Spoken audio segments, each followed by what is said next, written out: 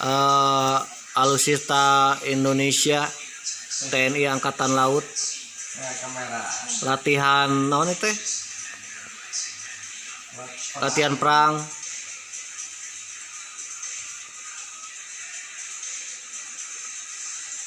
Tah kieu mah ade Angkatan Laut.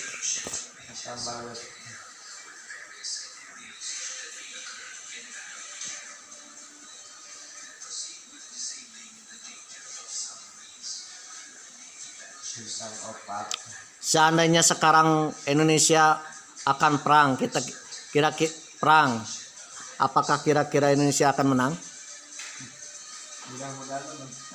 Ya. Kalau seandainya kita diserang, Made, apakah kita bisa bertahan? Mempertahankan negara. Lamun orang perang dengan Australia, kira-kira menang mana? Kurang tahu. Jadi lain jago fisik wae mah deh. Peralatan perang ge harus harus canggih. Da ayeuna mah lain istilahna tentara nu init ka medan perang mah deh. Senjatana rudalna nu init ka medan perang ge. Ya jelema nama di mana rudalna mah tuh tinggalinya belesat. Jadi kalau kita alutsistanya tertinggal, wah. Iya, sia-sialah tentara latihan-latihan.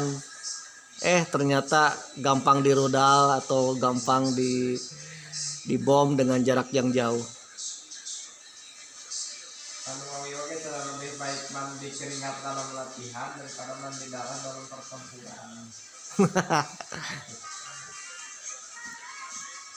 Dibalik bener ade. Lebih baik mandi darah dalam pertempuran daripada lebih baik mandi keringat dalam latihan daripada mandi darah dalam pertempuran. Zaman aja namanya penting.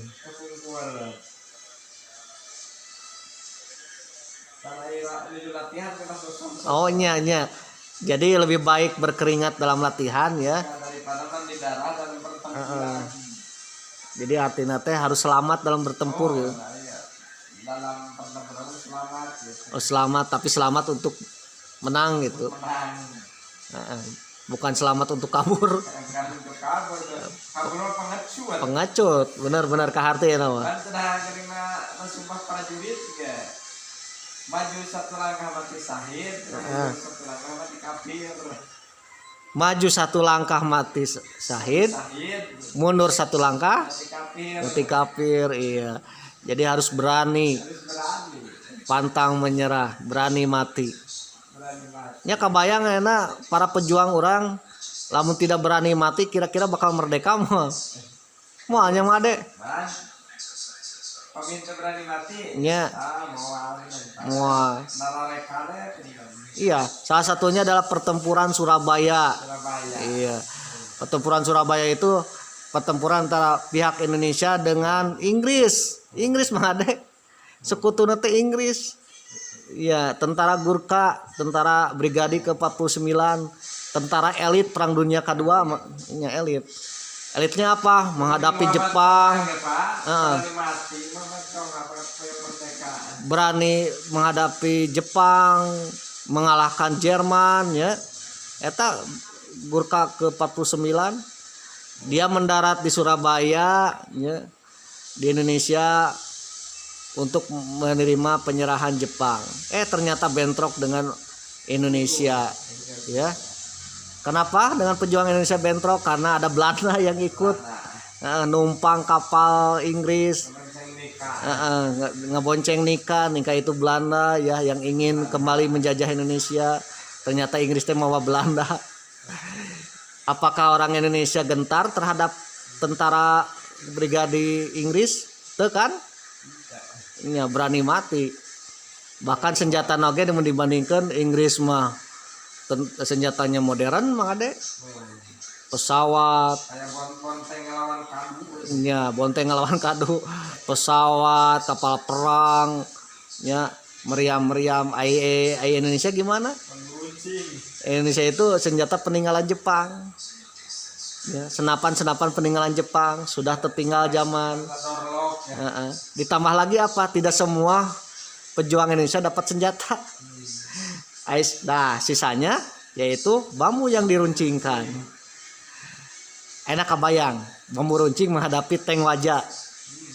Kira-kira cek logika menang mana? Tah, ku taktik jeung keberanian mah. Inggris ke kawalahan mah deh.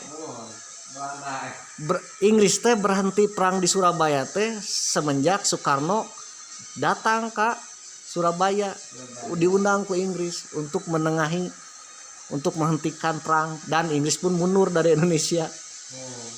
Tuh gara-gara berani mati, senjata sekuat apapun kalah.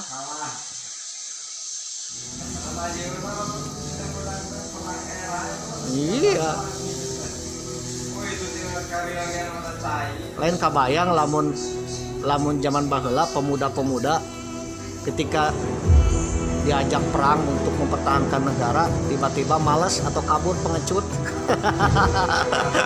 atau hoream atau kira-kira iya di sini dengan bambu runcing, di sana dengan tank Wajah, karena kalah senjata akhirnya para pemuda kalabur misalkan ya, ogah-ogahan kira-kira bakal menang wah. Kira-kira Indonesia merdeka mah. Ya, mungkin hari ini Indonesia masih di bawah Belanda.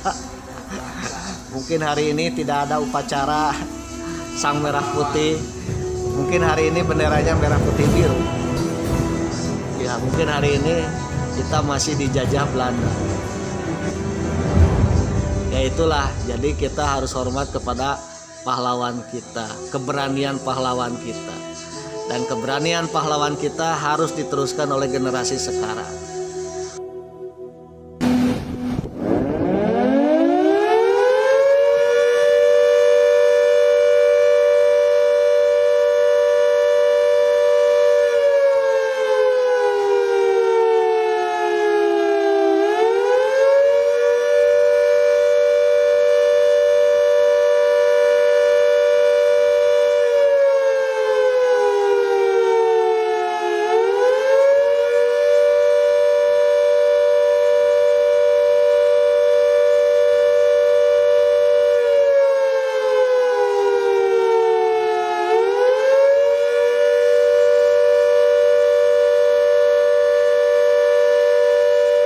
Bismillahirrahmanirrahim.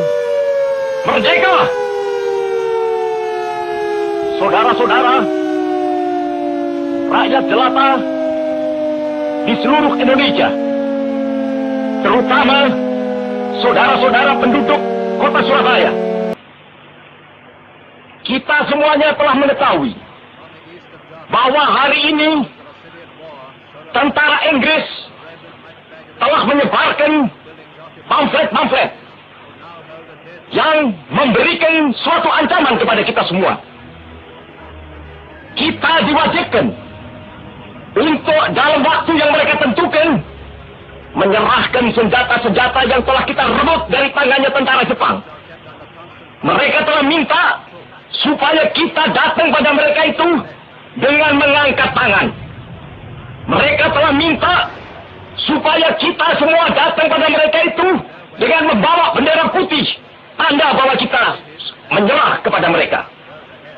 Saudara-saudara, di dalam pertempuran-pertempuran yang lampau, kita sekalian telah menunjukkan bahwa rakyat Indonesia di Surabaya, pemuda-pemuda yang berasal dari Maluku, pemuda-pemuda yang berasal dari Sulawesi, pemuda-pemuda yang berasal dari Pulau Bali, pemuda-pemuda yang berasal dari Kalimantan, pemuda-pemuda dari seluruh Sumatera, pemuda Aceh, pemuda Tapanuli, dan seluruh pemuda Indonesia yang ada di Surabaya ini, di dalam pasukan-pasukan mereka masing-masing, dengan pasukan-pasukan rakyat yang dibentuk di kampung-kampung, telah menunjukkan satu pertahanan yang tidak bisa dijebol, telah menunjukkan satu kekuatan sehingga mereka itu terjepit di mana-mana. Hanya karena taktik yang licik daripada mereka itu, saudara-saudara, dengan mendatangkan presiden dan pemimpin-pemimpin lainnya ke Surabaya ini, maka kita tunduk untuk memberhentikan pertempuran. Tetapi pada masa itu mereka telah memperkuat diri keadaannya. Saudara-saudara, kita semuanya, kita bangsa Indonesia yang ada di Surabaya ini, akan menerima tantangan tentara Inggris itu. Dan kalau pimpinan tentara Inggris yang ada di Surabaya ingin mendengarkan jawaban rakyat Indonesia, ingin mendengarkan jawaban seluruh pemuda Indonesia yang ada di Surabaya ini, dengarkanlah ini, tentara Inggris. Ini jawaban kita. Ini jawaban rakyat Surabaya. Ini jawaban pemuda Indonesia kepada kau sekalian. Hei, tentara Inggris, kau mengendaki bahwa kita ini akan membawa bendera putih untuk takluk kepadamu. Kau menyuruh kita mengangkat tangan datang kepadamu. Kau menyuruh kita membawa senjata-senjata yang telah kita rampas dari tentara Jepang untuk diserahkan kepadamu. Tuntutan itu, walaupun kita tahu bahwa kau sekalian akan mengancam kita untuk menggempur kita dengan seluruh kekuatan yang ada, tetapi inilah jawaban kita. Selama banteng-banteng Indonesia masih mempunyai darah merah yang dapat membuat setarik kain putih, merah dan putih, maka selama itu tidak akan kita mau menyerah kepada siapapun juga. Saudara-saudara rakyat Surabaya, siaplah, keadaan genting. Tetapi saya peringatkan sekali lagi, jangan mulai menembak. Baru kalau kita ditembak, maka kita akan ganti menyerang mereka itu. Kita tunjukkan bahwa kita ini adalah benar-benar orang yang ingin merdeka. Dan untuk kita, saudara-saudara, lebih baik kita hancur lebur daripada tidak merdeka. Sebelum kita tetap merdeka atau mati. Dan kita yakin, saudara-saudara, pada akhirnya pastilah kemenangan akan jatuh ke tangan kita. Sebab Allah selalu berada di pihak yang benar. Percayalah, saudara-saudara, Tuhan akan melindungi kita sekalian. Allahu Akbar, Allahu Akbar, Allahu Akbar. Merdeka!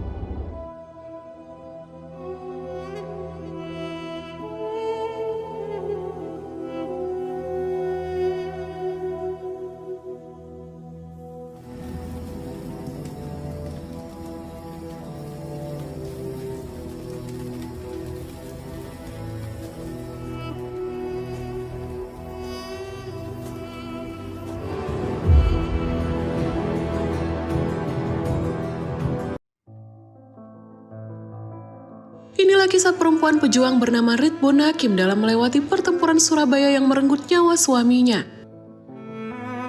Setelah kehilangan suaminya yang gugur di pangkuannya, sorenya Rit langsung mengubur jenazah suaminya lalu mengungsi dan bergabung dengan pejuang lain di Banyurip. Bekerja di dapur umum merangkap juru rawat, Rit kemudian harus mengungsi lagi setelah posnya diserang. Memilih mengungsi ke Yogyakarta tempat ia dilahirkan. Di sana, Rit masuk perwari dan jadi pengurus Ranting Danu Reja. Selain aktif mengajar membaca dan membuka dapur umum, Rit juga kerap menyamar untuk mengumpulkan informasi. Makin sibuk setelah jadi pegawai sipil di Markas Besar Polisi Tentara Laut. Rit yang rutin mengikuti kursus dan pelatihan pun terus naik pangkat, hingga menjadi Komandan Detasemen Korps Wanita Angkatan Darat II.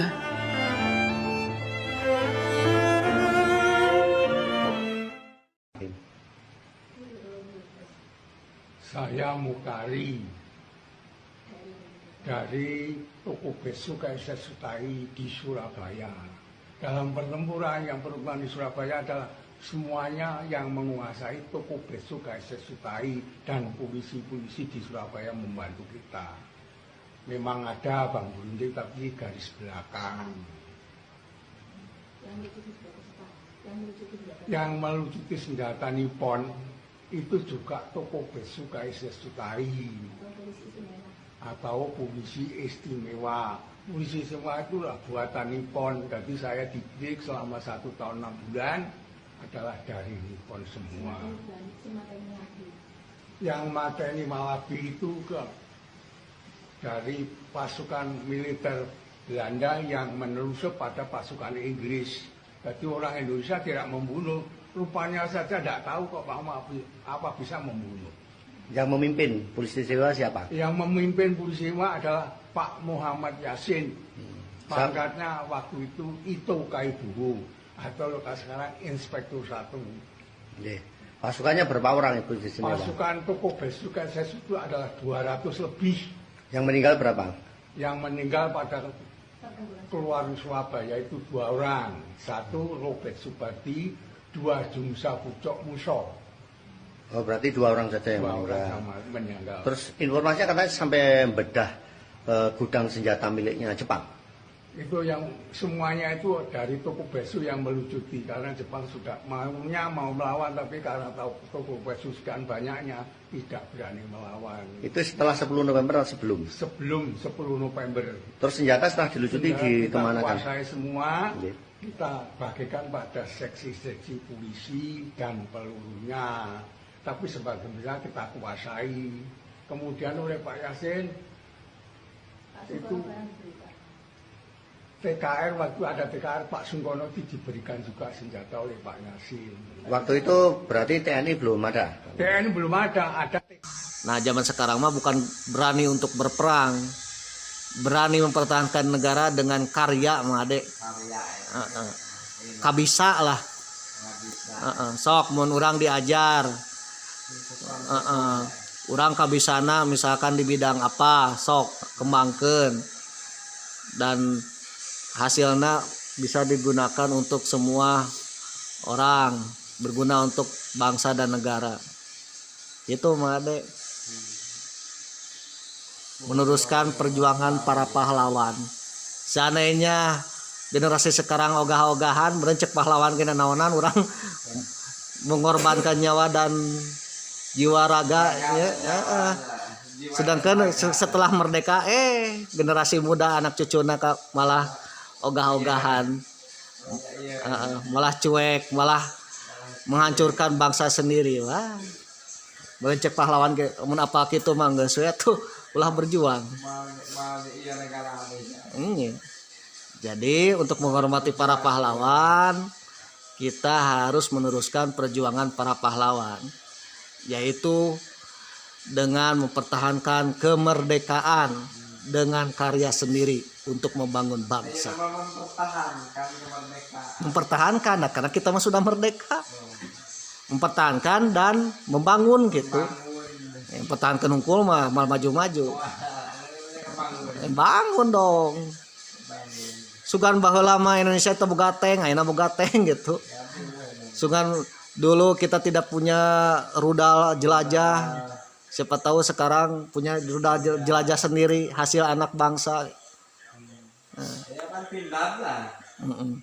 Pindad kan anak bangsa. Atau di bidang lain misalkan kita menghasilkan karya apa yang berguna bagi bangsa Indonesia dan bahkan dunia, Mang Ade, sehingga Indonesia maju.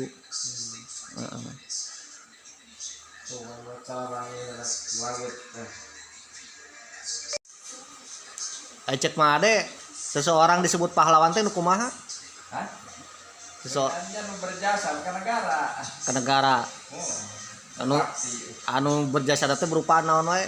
Ya, dengan mengorbankan nyawa, keselamatan negara. Bahkan aya anu berjasa di bidang ekonomi merenya. Ekonomi. Tah mere ditugu di Kota Tasik Mang Ade. Di alun-alun Kota Tasik dekat Balai Kota Lama Kabupaten Citapen. Taman Pahlawan. Nyata di dinya teh aya tugu satu laki-laki satu perempuan. Pasukan di nyawa kan daripada itu upacara ngadon. Sing horeng teh lain pahlawan yang meninggal karena perang eta teh. Tugu eta teh. Ngaran tuguna teh Mang Eroh jeung Rojak. Hah? Eta. Sing horeng eta mah pejuang lingkungan hidup. Oh, eta mah Maeroh mah. Maeroh Anu ngadamel eta cai. jeung Rojali, Abdul Rojak, dan Rojali Abdul Rojak. Maeroh mah di Singaparna, Abdul Rojak mah di dieu kan anu di ditu di Syar Koneng eta. Tah ternyata anu Duanya aya tuguna aja, Pak. aya tuguna jeung tugu. Sing horeng yang berjuang di bidang lingkungan hidup oge mah Ade Pejuang eta ge sami. dijadikan pahlawan. Ari ngamakmurkeun negara apa istilahna. Jadi tidak semua pahlawan Berjuang itu perang. berasal dari orang yang gugur dalam perang wae. Bahkan orang yang berjasa di bidang lingkungan hidup, ekonomi, termasuk guru Mang Ade. Guru teh pahlawan tanpa Diajar Dewan Toro kan guru eta. pahlawan tanpa tanda jasa Mang Ade. Pokok guru mah aya geuning laguna. Kamu guru honorernya. Pahlawan tanpa jasa. Siapa wae. Pahlawan tanpa tanda jasa. Ari diajar Dewan Toro eta.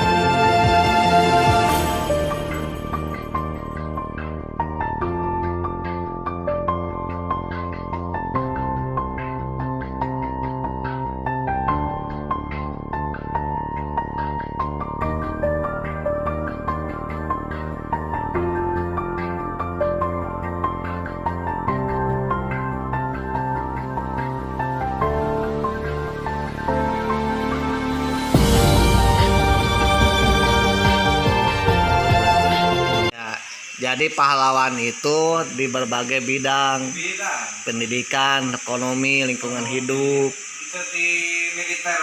Ya, tidak semua pahlawan yang gugur dalam perang, bahkan dia meninggalkan jasa berupa di bidang ekonomi, pendidikan.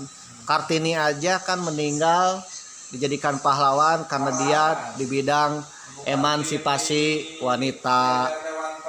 Ki Hajar Dewantara. Rasanya mahasiswa ini aya. Iya. Mahasiswa ini aya sahat. Sa Edward W.S. Dekker. Terus Cipto Mangunkusumo dan sebagainya. Jalan Mustafa. Oh iya, Kiai juga. Kiai Haji Masyari. Kiai Haji Ruhiyat. Kiai Haji Ruhiyat Cipasung pahlawan mah, Dek. Pahlawan Cipasung. Kamari. Mana katanya. Jadi dia dalam bidang kepesantrenan beda jeung Kiai Haji Janal Mustafa. Janal Mustafa mah kiai yang pernah berjuang menghadapi Jepang.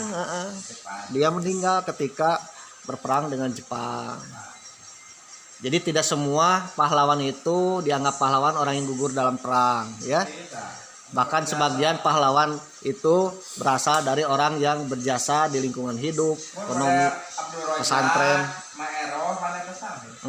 Abdul. Maero pada Singaparnanya. Iya. Saya Nah, contohnya Abdul Rojak dan Maero. Dia itu Maero contohnya, dia itu membangun saluran air tanpa alat ya tanpa alat sendirian Made. sendiri. Pakai cangkul linggis ya, balicong. Alat manual gitu. tanpa balicong. alat berat. Dari itu jarak nanti kalau nggak salah mah 4 kilo. 4 kilo Made. Maero mana? 4 kilo atau 10 kilo. Maero. Maero. Nah, waktu itu daerah Cisayong Maero itu kekeringan. Sedangkan di satu bukit dekat Galunggung banyak air. Dia membangun saluran air melintasi banyak bukit dan cadas. Oleh masyarakat Cisayong teh disengsirikeun Made. Ya, bahkan iya, apalagi disangka orang gila ya, apalagi disangka ya pokoknya macam-macam lah, diledek. Tetapi setelah 40 hari Made membangun saluran air teh. Ya. Dia membangun saluran air selama 40 hari sendirian. Kalpataru. Bahkan dengan usahanya Maero, air mengalir ke daerah Maero. Yang pada akhirnya apa? Masyarakat yang tadinya mencibir, caci maki dan sebagainya. Iya, akhirnya itulah seorang pahlawan. Ya, dia berjuang meskipun agak pahit-pahit. Atuh pae Abdul Rojak depan sep-sep ieu teh kayak sawah sep modalan pangatan. Nah, sama dengan Abdul Rojak ge. Dia membangun terowongan Made Abdul Rojak. Terowongan Abdul Rojak. Solokan tapi solokanna ge da cadas deh. Sorangan. Ningali we kudu burayun ge pengamat tambang. Nah, iya. Jadi kalian kita semua harus berjuang ya. Apapun kemampuan kita, coba tunjukkan supaya berguna bagi bangsa, negara dan agama dan iya warga negara lah, berguna bagi orang lain intinya. Meskipun dalam prosesnya banyak orang yang tidak suka, banyak rintangan. Nah, kita harus hadapi. Biarlah orang mencibir, biarlah orang lain berpikiran negatif, tapi ingat ketika kita berjuang dan hasilnya nanti ya pada akhirnya orang tersebut akan berubah pikiran. Yang Made ya. Contohnya Maero disebut orang gila. Geus jadi mah Sami Abdul Rojak disebut orang gila. Tapi geus jadi air mengalir. Akhirnya kan air mengalir teh berguna oge jeung pertanianana. Tadina orang mencibir orang gila disebut orang gila, sekarang orang gila pun menjadi pahlawan. Kejawan Pak Harto aja apanya Pak? Pak Harto. Langsung dipanggil ke Jakarta menghadap presiden. Nah, sekarang patungnya ada di alun-alun Jalan Citapen, Tentara Pelajar, alun-alun Kota Tasikmalaya, dekat Balai Kota Kabupaten Tasikmalaya. Balai Kota Lama. Sana. Aya Kalpataruna di tas Padayungan.